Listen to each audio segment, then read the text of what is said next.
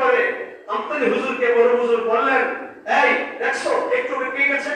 কয় না। কয় আমার হাতে কি? কয় আমার হাতে একটা গোলাপ ফুল। কয় হুজুর গোলাপ ফুল পাইলেন কোথায়? কয় তুমি দেখো নাই? কয় না। কয় একটু আগে আল্লাহর হাবিব এখান থেকে চলে গিয়েছে। আমতলী হুজুর তিনি ইন্তেকাল করেছেন। তিনি বড় গলায় বলেছেন যে বড় হুজুর তাকে বলেছিলেন যে একটু আগে আল্লাহর হাবিব এই গোলাপ ফুলটি নিয়ে আমার হাতে দিয়ে বলছেন যে তুমি আমার আশিক মদিনায় আসছো, আমি তোমাকে শুভেচ্ছা জানিয়ে আমি এই গোলাপ ফুল তোমাকে হাতিয়ে দেব। এই হলো সম্মানিত শুনি, যারা বুদ্ধিমান মানুষ, বিবেকবান মানুষ, তাদেরকে ওয়াজ করতে হয় না, আকল মানুষ ইশারা বা শব্দ কাফি হয়। বুদ্ধিমানরা ইশারায় বোঝে, আর যারা মূর্খ তাদেরকে ধাক্কাই তারা বুঝে